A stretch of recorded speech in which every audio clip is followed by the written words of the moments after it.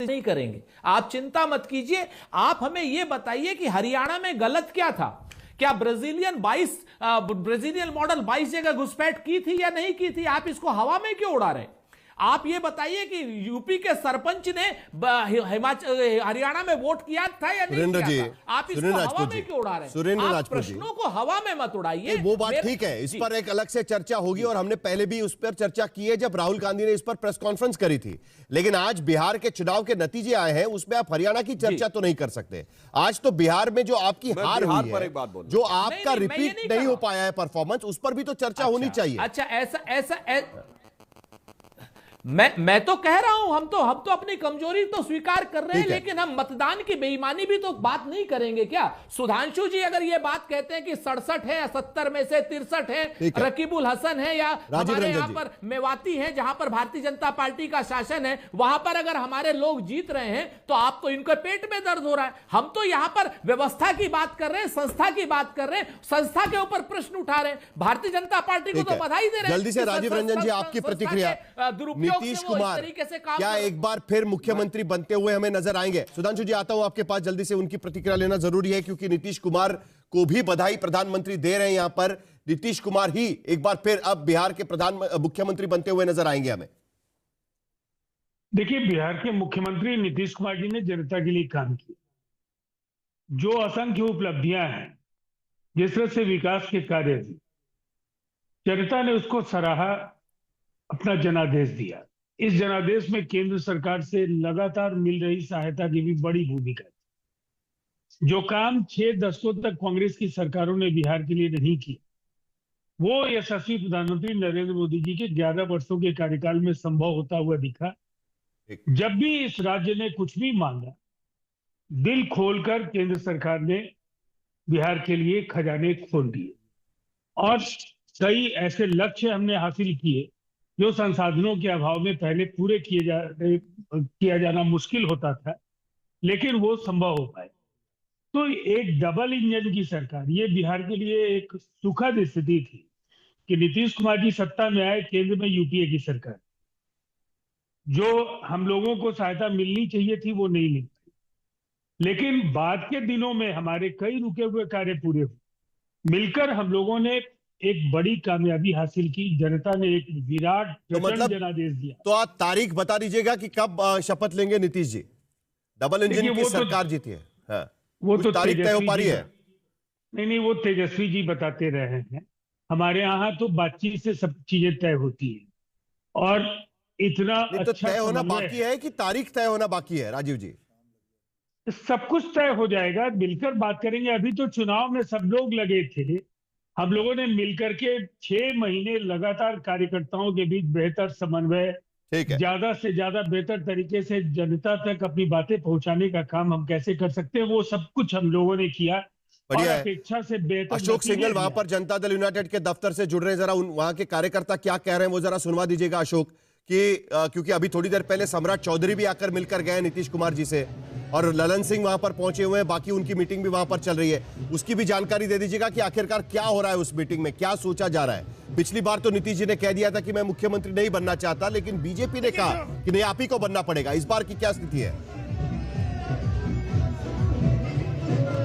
देखिए साहिल, इस टाइम मैं जेडीयू दफ्तर में हूँ, यहाँ पे महिलाएं भी डांस कर रही है। देखिए पूरा सेलिब्रेशन चल रहा है और होली खेली जा रही है, पूरा दिवाली जगमगा रहा है, पूरा का पूरा जेडीयू दफ्तर लाइटिंग कर दी गई है। और जैसे ही रुझान एनडीए के पक्ष में है और जेडीयू जीत रही थी लगातार, तब से सेलिब्रेशन शुरू हो गया था। लेकिन बात की जाए नीतीश कुमार के मुख्यमंत्री है कि बिल्कुल बीजेपी चाहती है कि नीतीश कुमार मुख्यमंत्री रहे और उनको ही मुख्यमंत्री बनना पड़ेगा। बीजेपी भी चाहती है और पहले भी जब बीजेपी की सीटें ज्यादा आई थी और जेडीयू की कम थी पिछली बार, तब भी बीजेपी ने नीतीश कुमार को ही मुख्यमंत्री बनाया था, क्योंकि ये कंबाइंड एनडीए की जीत और नीतीश कुमार के लीडरशिप में ये चुनाव लड़ा गया था। राजीव रंजन क्या कह रहे थे? लगातार बीजेपी इससे पहले के बयान आपके पास आ रहे हैं, क्योंकि अभी खबर तो आगे बढ़ेगी। अब जो नतीजे हैं वो दिख रहे हैं साफ तौर पर। भारतीय जनता पार्टी को अभूतपूर्व इस तरीके से सीटें मिली है। 2010 का उनका परफॉर्मेंस को लांघ कर वो आगे बढ़ चुके हैं। आज की स्थिति में आप नीतीश कुमार को मुख्यमंत्री बनते हुए नजर आ रहे हैं कि या चर्चा से बात होगी इसके आगे? नहीं, यकीनन नीतीश कुमार को मुख्यमंत्री 2-3 वजहों से बनना चाहिए। एक तो उनको आगे करके चुनाव लड़ा गया, और दूसरी बात ये कि नीतीश कुमार सिर्फ कोई एक नेता नहीं है। हाँ। नीतीश कुमार वहां पे अगर देखा जाए तो सामाजिक परिवर्तन के संवाहक है, और ये बात नीतीश कुमार की हमेशा दर्ज रहेगी। और मैं हमेशा इस बात को कहता हूं, मैंने बिहार को निचले पायदानों से बदलते हुए देखा है। लेकिन नीतीश कुमार पर एक आरोप ये भी है कि उनके रहते औद्योगिकरण और लोगों को नौकरी का उतना व्यवस्था नहीं हो पाई, पर महिलाओं की जिंदगी में उन्होंने बड़ा परिवर्तन किया और एक अच्छी जगह जहां महिलाएं ठीक तरीके से रह रही। नौकरी का मुद्दा नहीं चला, नहीं नौकरी का मुद्दा नहीं चला, नौकरी का मुद्दा वो कर नहीं पाए, लेकिन नौकरी का मुद्दा दूसरे लोग भी खड़ा नहीं कर पाए। ठीक है, जैसे खड़ा आशुतोष करना जल्दी चाहिए से था। आप तुरंत नहीं, मैं प्रतिक्रिया देने लगे। बस हाँ, जी, आखिरी जी, एक वाक्य, जी, जी, आखिरी एक वाक्य। जी। अगर आज बीजेपी चाहे तो सरकार बना सकती है उनके बिना भी, क्योंकि जो अभी तक के रिजल्ट दिख रहे हैं उसमें बहुमत का आंकड़ा आता है। लेकिन बीजेपी ऐसा करेगी नहीं, जहां तक मैं समझता हूं, क्योंकि नीतीश जी आने वाले दिनों में मुझे लगता है कि अभी पटना में हमें कुछ घटनाक्रम देखने को मिल सकता है। अच्छा, आप प्रेडिक्ट कर रहे हैं, मैं आता हूं आपके पास। आशुतोष, देखिए, मुझे लगता है कि इसमें कुछ ना कुछ झोल है। हाँ। क्योंकि अमित शाह जी का बयान है, उनका कहना है कि भाई विधायक दल तय करेंगे। आपको याद होगा ललन सिंह का भी बयान है कि अमित शाह जी ने यह कहा है कि विधायक दल बैठ के तय करेंगे अगला मुख्यमंत्री कौन होगा अगर एनडीए की सरकार बनती है। उसके बाद तो क्लैरिफाई कर दिया था ना। उसके बाद धर्मेंद्र प्रधान ने कहा कि भाई कोई वैकेंसी नहीं है और वही मुख्यमंत्री होंगे। लेकिन अभी जब आपने राजीव रंजन जी से सवाल किया तो उन्होंने बोला हम लोग बैठ के तय करेंगे। अगर बैठ के तय करना है, ये शब्द अगर इस्तेमाल हो रहा है, होना जी भाई नीतीश कुमार के नेतृत्व में लड़ा गया है, धर्मेंद्र प्रधान ने यह बात कही है, तो मुख्यमंत्री की शपथ नीतीश कुमार जी लेंगे या तारीख के बारे में बताते हैं। मेरा एक सवाल इस बात को लेकर यह है कि जब वहां भारतीय जनता पार्टी नंबर 1 की पार्टी है, लगातार दूसरी बार नंबर 1 की पार्टी एनडीए में बनी हुई है, तो क्या भारतीय जनता पार्टी बार बार नीतीश कुमार को मुख्यमंत्री बनाएगी या कभी अपने लिए भी मुख्यमंत्री की कुर्सी की तलाश करेगी?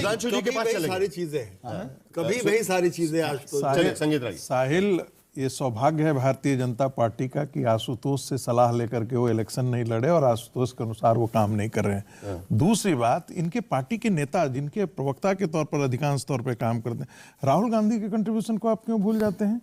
जब चुनाव लड़ना था, जब चुनाव की तैयारी नहीं, राहुल गांधी जब चुनाव की तैयारी करनी थी तब वो कोलंबिया में थे, जब सीटों का बंटवारा करना था तब वो कोलंबिया में थे, जब प्रचार करना था तब इंदौर में चले गए थे।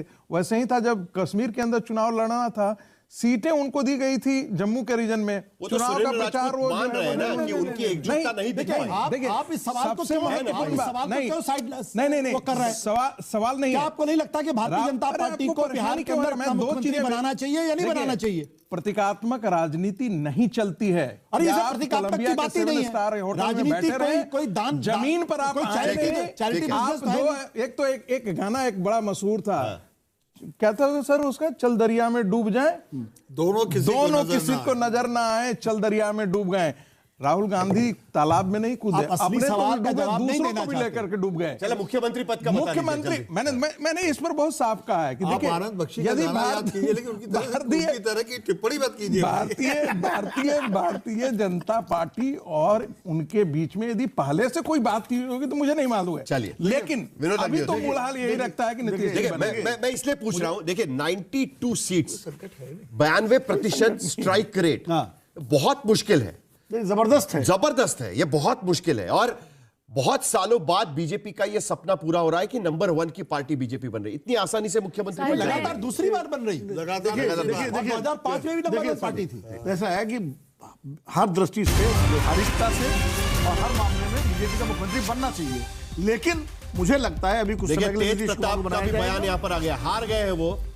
तेजस्वी यादव फेलस्वी हो गए। तेज प्रताप यादव कह रहे हैं अपने ही अंदाज में। नहीं, मेरा मानना है कि जयचंदो ने आरजेडी को खोखला कर दिया। मेरे ख्याल से संजय यादव पर उनका ये कटाक्ष होगा उनका। ये साहिल, हम लोग दोपहर में भी बात कर रहे थे कि इसके बाद संजय यादव का क्या होगा। ठीक है, अंदर परिवार के अंदर अभी तो पार्टी का क्या होगा उस पर होगी। हमारी हार में भी जनता की जीत है। नेतृत्व में सीटें भले बीजेपी की ज्यादा आई हो, लेकिन नीतीश कुमार के नेतृत्व, उनके चेहरे और विश्वास पर ये वोट मैंडेट मिला है, इसमें कोई दो राय नहीं है। और व्यवहारिकता का तकाजा ये है कि अभी कुछ समय के लिए कम से कम भारतीय जनता पार्टी मुख्यमंत्री बनाए नीतीश कुमार को। लेकिन ये भी मैं कह रहा हूं कि इसी विधानसभा के कार्यकाल में बीजेपी अपना मुख्यमंत्री बनाएगी। अच्छा, तेज प्रताप यादव बोल रहे हैं कि राजनीति में परिवारवाद के लिए जगह नहीं है। अब देखिए इस तरीके के बयान तेज प्रताप यादव यहाँ पर दे रहे हैं आशुतोष। वो पहले छोड़ दे, खुद हमको कहे वो खुद काफिर परिवारवाद अल्लाह की उपज है, वही वो खुद परिवारवाद की उपज है, उनको बोलने का क्या अधिकार? ठीक है, जो सवाल मैं ये कर रहा हूं कि क्या अगर उत्तर भारत के अंदर बिहार अकेला राज्य है जहां भारतीय जनता पार्टी आज तक अपना मुख्यमंत्री नहीं दे पाई है, तो क्या भारतीय जनता पार्टी हमेशा नीतीश कुमार के पीछे चलेगी? और अगर चलेगी तो बिहार के अंदर कब भारतीय जनता पार्टी अपना एजेंडा लागू करेगी और कब वो अपने बल में सरकार बनाएगी? ये देखिए बीजेपी के मुख्यालय में यहाँ पर जश्न यहाँ पर शुरू हो चुका है। नीतू पट्टा बीजेपी की तरफ से, नीतू जी जल्दी से आपकी बात रखिए। हाँ, हम ये बोलना चाह रहे थे कि नीतीश जी क्योंकि इतने लोकप्रिय हैं इसलिए भी उनको बनना चाहिए, क्योंकि डोंट फॉरगेट कि चुनाव के पहले तो उनकी लोकप्रियता नजर नहीं आ रही थी, सभी लोग वही अंदाजा लगा रहे थे कि भाई कहां से बनेगा। नहीं, लेकिन हम लोग आपने पास देखा होगा कि शराबबंदी से लेकर जो वुमेन लीडरशिप आई है, वुमेन जो इतने सारे आई हैं, ये सिर्फ ये 10,000 की बात नहीं है, बाद में पहले साइकिलें दी, वो तो बहुत पहले की बात है।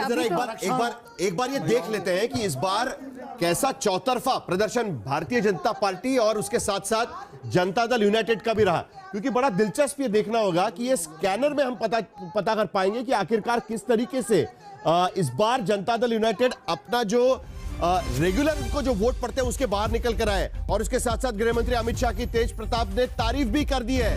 देखिए आगे की राजनीति को लेकर भी बातचीत चल रही है। बीजेपी के चाणक्य शाह की कूटनीति का यह परिणाम है साफ। तेज प्रताप यादव अपनी हार के बाद जयचंदो ने आरजेडी को खोखला कर दिया है।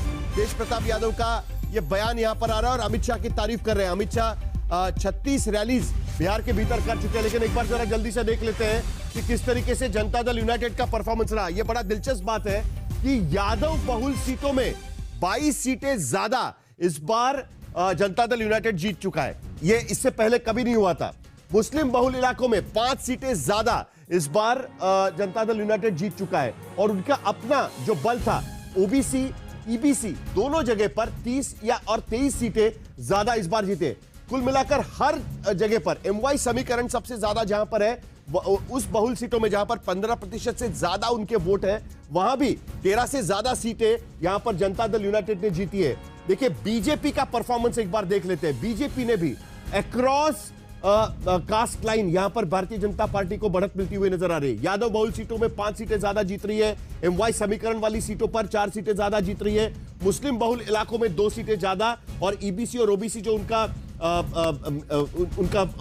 जनता दल यूनाइटेड की वजह से जो उनको वोट पड़ते हैं वहां भी 12 और 11 सीटें ज्यादा यहां पर जीतते हुए यहां पर नजर आ रहे हैं। सीधी टक्कर में भी अगर हम देखें तो बीजेपी जेडीयू बनाम आरजेडी में आरजेडी 59-61 में से सिर्फ 10 सीटें यहां पर जीत पाई, जबकि 49 सीटों पर जनता दल यूनाइटेड ने यहां पर विजय प्राप्त की और 51 सीटों पर बीजेपी बनाम आरजेडी संघर्ष में भी 44 सीटें भारतीय जनता पार्टी जीती, जबकि आरजेडी 4 सीटों पर यहां पर सिमटती हुई यहां पर नजर आई। इसका मतलब साफ है कि कहीं ना कहीं आरजेडी के परफॉर्मेंस पर उसका असर साफ यहां पर पड़ा हुआ नजर आता है और जिसके वजह से आरजेडी पूरी तरीके से सिमट गई अक्रॉस द कास्ट लाइन। यह मैंडेट कुछ और कहता है आज की स्थिति में आशुतोष, और जिसके वजह से हम देख सकते हैं कि 204 का आंकड़ा। यह मैंडेट पूरी तरीके से महागठबंधन के खिलाफ है। इसमें किसी को किसी तरीके का कोई कंफ्यूजन होना ही नहीं चाहिए, चाहे कंटेंट को लेकर, चाहे फॉर्म को लेकर, चाहे फ्रेमवर्क को लेकर। अगर इतनी बड़ी सुनामी चल रही थी और महागठबंधन के लोगों को अगर यह बात दिखाई नहीं पड़ रही थी, तो मैं यही कह सकता हूं कि जिन लोगों ने रणनीति बनाई या तो रणनीतिकार गलत है या उनके सलाहकार गलत है। आपको यह पता नहीं चल रहा था कि भारतीय जनता पार्टी की सुनामी चल रही, मतलब एनडीए की सुनामी चल रही। यह लहर नहीं है। लहर होती तो 140, 150, 160 पे टिक जाते। आप 2010 का रिकॉर्ड भी तोड़ रहे हैं। मृत्युंजय तिवारी हमारे साथ जुड़ गए। मृत्युंजय जी, कैसे आकलन करेंगे इस पूरे आपकी हार का? 25 सीटों पर आप सिमट गए। 2010 से केवल 3 सीटें ज्यादा यहां पर नजर आ रही है। 22 सीटें जीते थे 2010 में आप, और ये मैंने आपको दिखाया कि स्ट्राइक रेट पे भी एक दूसरे के खिलाफ लड़ाई में बीजेपी के खिलाफ तो आपका प्रदर्शन बहुत ही खराब नजर आ रहा है। किस तरीके से आकलन करेंगे एक बार फिर एसआईआर पर? ठीक रहा? देखिए ऐसा है, अभी बहुत सारे चीज़ों पर मंथन होगा और समीक्षा होगी। अभी पूरी तरह से परिणाम जब सामने आ जाते हैं, इसके बाद हर बिंदु पर ये पता किया जाएगा कि आखिर ये जो सुनामी दिख रहा है इसके कारण क्या रहे, क्योंकि कोई भी एंगल से कोई भी कारण नहीं बनता है कि किसी ने भी, ये पॉलिटिकल पंडित हो, विश्लेषक हो, किसी ने भी ये अनुमान नहीं लगाया था कि इस तरह से बिहार में चुनाव परिणाम आएंगे।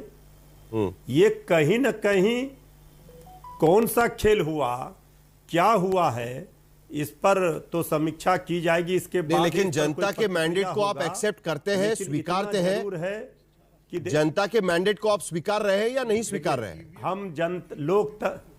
हम लोकतंत्र में जनता मालिक होती है और जनता का जो भी आदेश है उसे स्वीकार करते हैं।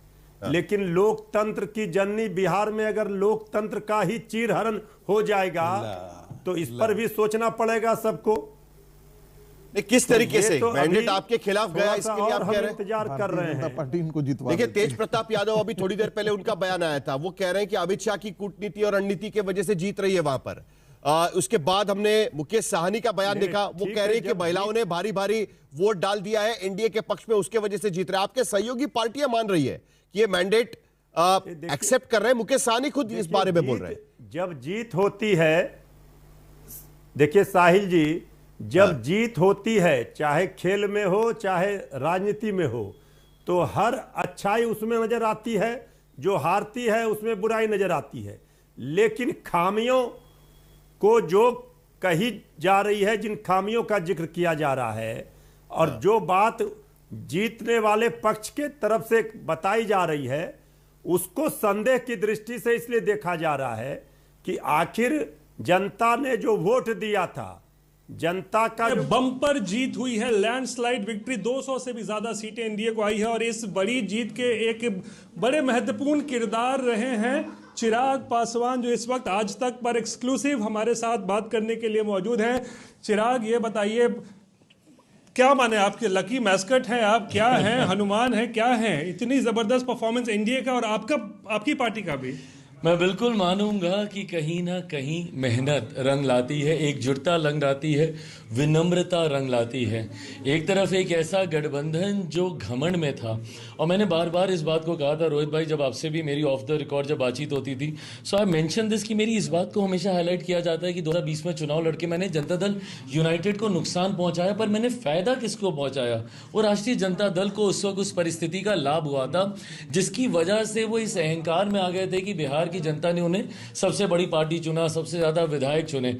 मैंने उस वक्त भी ऑन रिकॉर्ड, मेरे पिछले भी इंटरव्यूज अगर आप अपने साथ निकालेंगे तो I mention this on record कि अगर राजद, अगर उस वक्त हम लोग यूनाइटेड एनडीए 2020 में भी लड़ता तो राजद 25 सीटें पार नहीं कर पाती। और आज कहीं ना कहीं वही परिस्थिति, किसी को अगर इतना भी अहंकार हो जाए कि जनादेश का आप इंतजार किए बिना बोले कि 18 तारीख को हम शपथ लेंगे, ये सारी बातें नहीं चलती हैं। तो एक तरफ हमारा गठबंधन जो एकजुटता के साथ, विनम्रता के साथ विकास की बातें कर रहा था, प्रधानमंत्री जी के सोच की बात कर रहा था, मुख्यमंत्री जी के अनुभव की बात कर रहा था, चिराग पासवान के बिहार फर्स्ट बिहारी फर्स्ट की बात कर रहा था, तो वहीं दूसरी तरफ महागठबंधन जो सहयोगियों तक को सम्मान देने को तैयार नहीं था, छीना कशी करके मुख्यमंत्री का चेहरा घोषित किया जा रहा था, उप मुख्यमंत्री के लिए आपने सारी सीटें दांव पे लगा दी कि मुझे उप मुख्यमंत्री घोषित किया जाए। जनता इन बातों को सहज स्वीकार नहीं करती और ये नुकसान उनको हुआ। चिराग, कौन से फैक्टर्स आपको रहता है कि मतलब आपको लगता है इंपॉर्टेंट रहा जिसकी वजह से इतनी बड़ी जीत जो है वो मिली है? मेरे प्रधानमंत्री जी पे देश बिहार की जनता का विश्वास, पिछले 11 सालों में जिस तरीके से प्रधानमंत्री जी के नेतृत्व में जन कल्याण की योजनाओं को धरातल पर उतार कर, भले लाख कोई बोले पर जात पात धर्म मजहब से उठकर हम लोगों ने उन योजनाओं को धरातल पर उतार कर देश की एक बड़ी आबादी को इसका लाभ भी मिला। 25 करोड़ से ज़्यादा लोग गरीबी रेखा से बाहर निकले। पिछले 1 साल सवा साल में जब से तीसरी बार हमारी सरकार बनी केंद्र में, मेरे प्रधानमंत्री जी का 12-13 बार चुनाव से पहले बिहार आना, लाखों करोड़ों की परियोजनाओं को न सिर्फ बिहारियों के लिए समर्पित करना, उनका शुभारंभ करना, बल्कि उद्घाटन करना। जिस तरीके से मेरे प्रधानमंत्री जी के शब्दों में बोलूं तो नरेंद्र और नीतीश दोनों की जोड़ी ने एकजुटता दिखाने का काम किया। डबल इंजन की सरकार सही मायनों में क्या होती है, पिछले सवा सालों में जनता को समझ में आया। जिस तरीके से बिहार फर्स्ट बिहारी फर्स्ट की सोच का समावेश एनडीए गठबंधन के भीतर हुआ, मैं मानता हूं ये तमाम फैक्टर कलेक्टिवली रिस्पॉन्सिबल रहे इस जीत के लिए। पहली बार आपकी पार्टी के भी जो इतने सारे विधायक हैं, तकरीबन 19-20 तो अभी लग रहा है, वो विधानसभा में बैठेंगे? बिल्कुल बैठेंगे, और ये सही आप बोल रहे हैं, एक लंबे समय के बाद बल्कि शायद पहली बार अपने विधानसभा का आपने जिक्र विधानसभा किया, के पिछले बार क्योंकि नहीं हो पाया। पिछली बार हाँ रिजल्ट आ गया था, बट वो विधानसभा तक नहीं जा पाए थे। विधानसभा में उनकी शपथ नहीं हुई थी 20 साल पहले की जो परिस्थितियां बनी थी। तो इस बार ये संख्या जाएगी और सरकार का एक मजबूत हिस्सा हम लोग होने जा रहे हैं। क्या लगता है जंगल राज एक बहुत बड़ा फैक्टर क्या रहा इस पूरे चुनाव में? प्रधानमंत्री ने इसको लेकर जबरदस्त मुद्दा बनाया था, क्या वो डर आज भी लोगों के मन में है? एब्सोल्युटली है। और भाई आप इनकी हरकतें भी देखें ना, चुनाव के दौरान जिस तरीके से हार को समीप देख के, अब कल राजद के नेताओं का ये कहना कि भैया नेपाल बना दिया जाएगा, तो बांग्लादेश बना दिया जाएगा, तो श्रीलंका बना दिया जाएगा, मतलब आप अराजकता के पक्षधर हैं ना, तभी ये सोच आपके जहन में आती है। हार को समीप देखकर सपने में भी एनडीए के किसी घटक दल के जहन में ऐसी बातें नहीं आएंगी। तो ये आपकी संस्कृति का हिस्सा रहा है, जिसका समय समय पर आपने परिचय देने का काम किया अपनी हार को समीप देखते हुए। और मैं ये मानता हूं कि जो हम लोग एम्पलीफाई कर रहे थे जंगल राज फर्स्ट टाइम वोटर्स, मुझे लगता है उनके परिवार में हर वो परिचित व्यक्ति है जिसने अलग अलग कालखंड में उस जंगल राज का से उनका परिचय हुआ होगा। And is the reason why the first time voters also realise the importance कि ये डबल इंजन की सरकार आना कितना जरूरी है और जंगल राज का दूर रहना कितना जरूरी है। अब इससे ज्यादा कोई क्या धराशायी होगा? महागठबंधन इज प्रैक्टिकली कोलैप्स्ड। 2010 की स्थिति हो गई है। और नीतीश कुमार, टाइगर जिंदा है, टाइगर अभी जिंदा। तो टाइगर जिंदा है, चिराग पासवान यहां पर कह रहे हैं। क्या उसको लेकर नीतीश कुमार दोबारा मुख्यमंत्री बनेंगे, उसको लेकर चर्चा होती रहेगी। लेकिन आज अब एक खास मेहमान मेरे साथ जुड़ रहे हैं, उदय शंकर, वाइस चेयरमैन जियो स्टार के, मीडिया जगत की एक बड़ी हस्ती इस वक्त जुड़ रही है। उदय जी, क्या मैं आपको एक बिहारी के तौर पर भी इंट्रोड्यूस कर सकता हूं? आप बिहार को काफी नजदीक से जानते हैं, इसीलिए सवाल मैं सबसे पहले तो पूछना चाहूंगा कि क्या मैं आपको उस तरीके से इंट्रोड्यूस कर सकता हूं? और दूसरी बात, 20 साल के बाद भी नीतीश कुमार एक बार फिर जीत हासिल करते हैं 80 से 90% का स्ट्राइक रेट के साथ में, ये क्या दिखा